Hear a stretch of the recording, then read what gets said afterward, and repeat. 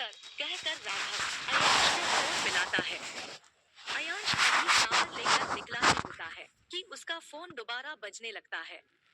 राघव की कॉल देख अयांश एक दो रिंग में ही फोन रिसीव कर लेता है और एक हम की आवाज के साथ राघव को अपनी बात कहने का मौका देता है।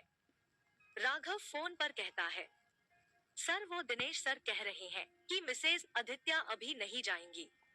शाम को रिसेप्शन के बाद ही वो आने देंगे मिसेज आदित्य को और आपको भी यही आदित्य मेंशन में आने के लिए कह रहे हैं। अयांश राघव की बात सुन गुस्से में अपने हाथ की मुट्ठी बनाते हुए कहता है, रिसेप्शन किसकी इजाजत से अरेंज की गई है, मैं आ रहा हूँ। इतना कहकर अयांश फोन को वापस बिस्तर पर फेंक देता है और गुस्से में ही अपने कवर्ड से कपड़ों का एक सेट निकाल कर तैयार हो जाता है। बालों को सेट कर, हाथ में महंगी घड़ी और चेहरे पर बेहिसाब गुस्से से भरे हुए अपने कार की चाबी और फोन को उठाकर घर से निकल जाता है। कार को चलाते हुए अयांश के दिमाग में उसी रात की घटना याद आती रहती है, जिससे वो अपने हाथ को स्टीयरिंग व्हील पर कसते चला जाता है। हाथ कटने और उस पर पट्टी ना होने की वजह से उससे वापस खून बहने लगता है। लेकिन अयांश को उस दर्द का एहसास तक नहीं होता और वो सामने देखते हुए कार को फुल स्पीड में सड़क पर दौड़ाता रहता है। उधर आदित्य मेंशन में मायरा कहती है, भाभी आप तैयार हो गए क्या? कहते हुए मायरा वापस अयांश के कमरे में आती है और एकांशी को तैयार देख अपने मुंह पर हाथ रख लेती है। भाभी कितनी सुंदर लग रही हो, आप पर ये लाल साड़ी कितनी खूबसूरत लग रही है। लेकिन बालों को क्यों जूड़ा बना दिया है, इन्हें खोलो ना, मुझे पता है भाई को खुले बालों में आप ज्यादा पसंद आएंगी। मायरा एकांशी को देख कर कहती है और उसके बालों तक अपना हाथ ले जाती है। नहीं नहीं ये ऐसे ही ठीक है, कहते हुए एकांशी थोड़ा पीछे हो जाती है, जिससे मायरा कहती है, अच्छा ठीक है, चलो हम नीचे चलते हैं। सब आपका नाश्ते पर वेट कर रहे हैं और अयांश भाई भी आते ही होंगे। अयांश शब्द सुनकर एकांशी के पैर वहीं रुक जाते हैं और उसके दिल को घबराहट घेरती चली जाती है। उसे कल रात की अयांश की सारी बातें याद आ जाती है, जिससे उसके चेहरे पर डर और उदासी उभर आती है। मायरा एकांशी की ओर मुड़कर कहती है, भाभी आप रुक क्यों गए और आपके माथे पर इतना पसीना क्यों आ रहा है? आपकी तबीयत खराब लग रही है मुझे, मैं अभी मॉम को बुलाती हूँ। एकांशी मायरा का हाथ पकड़ कर कहती है, नहीं मैं ठीक हूँ, बस थोड़ी घबराहट हो रही है, वो मैं यहाँ नहीं हूँ ना, इसलिए। तब मायरा एकांशी का हाथ पकड़ कर बोलती है, मुझे पता है आप भाई की वजह से घबरा रही हैं, लेकिन आपको भाई से डरने की जरूरत नहीं है।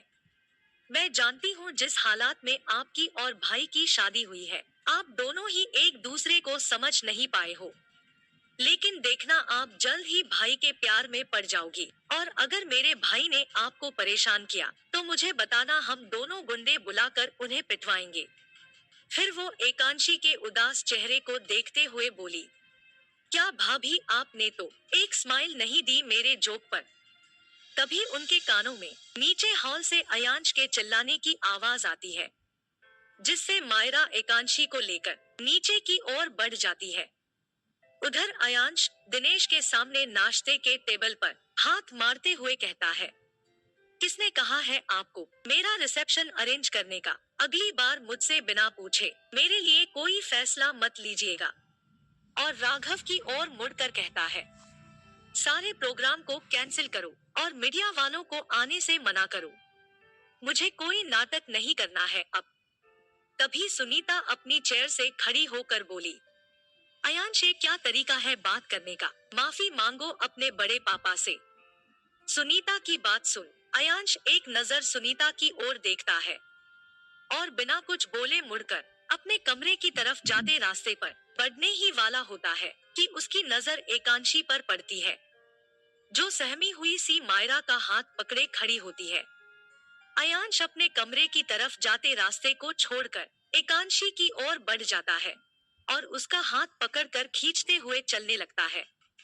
अयांश के द्वारा इस तरह खींचने पर एकांशी और भी ज्यादा सहम जाती है।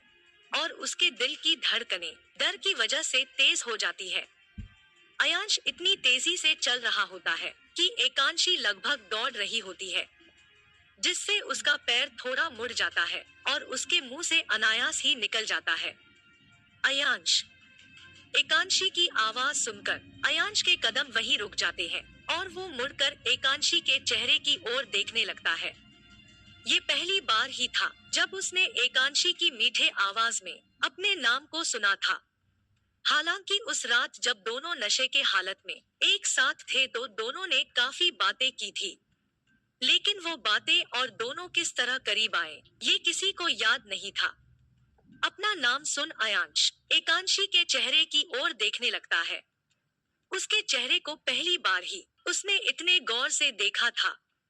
मासूम सा गोरा चेहरा, हल्की भूरी आंसुओं से भरी आंखें, गुलाब की पंखुड़ी से पतले होंठ, जिन्हें ना जाने वो बार बार अंदर की ओर क्यों भींच रही थी। अयाश को खुद की ओर निहारता देख एकांशी के दिल में डर और भी बढ़ जाता है और उसे अयांश की ओर देखने की हिम्मत नहीं होती, जिससे वो अपने सिर को नीचे झुकाकर फर्श की ओर देखने लगती है। अयांश को एकांशी की ओर काफी देर तक निहारता देख राघव उसके पास जाता है और कहता है, सर क्या हम चलें?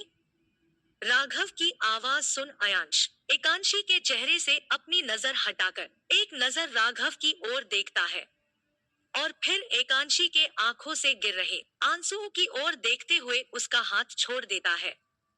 भाई प्लीज, भाभी को शाम तक मेरे साथ रहने दो ना। मैं खुद इन्हें शाम को जूहू गार्डन पहुंचा दूंगी। मायरा अयांश की ओर बढ़ते हुए कहती है। अयांश एकांशी के चेहरे की ओर 2 सेकंड देखते रहने के बाद बिना कुछ बोले आदित्य मेंशन से निकल जाता है। उसके पीछे पीछे राघव भी निकल जाता है और दोनों कार में बैठ जाते हैं। राघव ड्राइविंग सीट पर बैठकर कहता है, सर घर ले चलूं या ऑफिस जाएंगे? ऑफिस। अयांश एक शब्द बोलकर बिल्कुल खामोश हो जाता है। ओके सर कहते हुए राघव कार को ऑफिस की ओर मोड़ लेता है। इधर अयांश के चले जाने के बाद एकांशी दौड़कर अपने कमरे की ओर चली जाती है और कमरे का दरवाजा बंद कर वहीं बैठ रोने लगती है। मायरा जल्दी से एकांशी के पीछे भागते हुए आई और दरवाजा बंद होने पर खटखटाते हुए कहती है, भाभी प्लीज दरवाजा खोलिए। 2-3 बार आवाज देने पर एकांशी उठकर आंसू पोंछकर दरवाजा खोलती है और एक नकली मुस्कान के साथ कहती है, अयांश ने मुझे खींचा था तो मेरी साड़ी थोड़ी खुल गई थी। ओह अच्छा, मुझे लगा कि आप। हटाइए ये सब। आपको पता है भाई का सबसे अच्छा दोस्त कौन है? एकांशी ना में सिर हिलाते हुए बोली। नहीं। मायरा ने हंसते हुए कहा। गुस्सा हमेशा भाई के साथ ही रहता है, लेकिन आपको पता है भाई भले ही गुस्सा करते हैं लेकिन दिल के बहुत अच्छे हैं। मायरा की बात सुन एकांशी थोड़ा मुस्कुरा देती है और उसे अंदर आने को कहती है। आपको भूख लगी होगी ना, 1 मिनट। कहते हुए मायरा सीढ़ियों तक जाती है और चिल्लाकर कहती है, साजिया दीदी मेरे और भाभी के लिए नाश्ता ऊपर कमरे में ले आइए। इतना कह मायरा एकांशी के साथ कमरे में आ जाती है और दोनों बिस्तर पर बैठ बातें करने लगते हैं। इधर अयांश ऑफिस पहुंचकर सारा दिन अपने केबिन में बिना कोई काम किए बैठा रहता है और आखिरकार उठकर जूहू गार्डन के मेंशन चला जाता है और वहां बैठकर अपने इस जबरदस्ती की शादी के बारे में सोचते हुए वाइन के कई गिलास खत्म कर देता है। नशे में ही उसे अपने घर के बाहर एक कार रुकने की आवाज आती है, जिससे वो उठकर खिड़की से नीचे देखता है। कार से एकांशी, मायरा और दिनेश आदित्य बाहर निकलते हैं और घर के दरवाजे की ओर बढ़ जाते हैं। 1 मिनट, मेरे पास चाबी है। कहते हुए मायरा अपने बैग से एक चाबी निकालती है और दरवाजा खोल देती है। एकांशी पूरे घर को नजरें उठाकर देखती है। सारा सामान अपनी जगह पर सलीके से रखा होता है और हॉल के दीवार पर बीचों बीच एक बड़े से फ्रेम में एक कपल फोटो लगी होती है, जिसे देखते ही एकांशी समझ जाती है कि ये फोटो अयांश के माँ बाप की है। तभी मायरा की आवाज से एकांशी का ध्यान उस फोटो से हटकर मायरा की बातों में लग जाता है। भाभी आप अंदर मत आना, मैं कुछ लेकर आती हूँ। मायरा कहते हुए अंदर की ओर भागती हुई जाती है और अपने एक हाथ में पूजा की थाली और दूसरे हाथ में चावल से भरे कलश को ले आती है और कलश को चौखट के सामने रख पूजा की थाली को एकांशी के सामने घुमाते हुए कहती भाभी पहली बार इस घर में आ रही है तो गृह प्रवेश तो बनता है ना डैड। अयांश ये सब देखते हुए शराब के नशे और गुस्से में दरवाजे तक आता है और एकांशी को अपनी बाहों में उठाकर वहां खड़े अपने बड़े पापा और मायरा से कहता इसे इतनी ऊंचे खानदान की बहू बनाया मैंने, और रस्में अकेले अकेले नहीं ऐसे थोड़े होता है। जो होगा मेरे साथ होगा। फिर वो एकांशी की ओर देखते हुए मिसेस एकांशी अयांश आदित्य इतना कहकर अयांश आगे बढ़ जाता है। दिनेश आदित्य कहते हैं कहाँ ले जा रहा है इसे? अयांश नशे में लड़खड़ाते हुए बोला पत्नी है ना, नई नई शादी हुई है हमारी तो सुहागरात तो बनती है ना। सुहागरात की बात सुन और अयांश को फिर से नशे में देख एकांशी के दिल में जो बची हुई हिम्मत होती है वो भी खत्म हो जाती है और आंखों से लगातार आंसू बहने लगते हैं। डर से उसके हाथ पांव बिल्कुल ठंडे पड़ जाते हैं। उसके दिमाग में इस वक्त एक ही ख्याल घूम रहा होता है कि अगर इस बार वो अयांश से छूट गई तो वो अपने आप को खत्म कर देगी। आखिर क्या लिखा है एकांशी की किस्मत में? क्या कभी अयांश उसे अपनाएगा? जानने के लिए सुने अगला एपिसोड।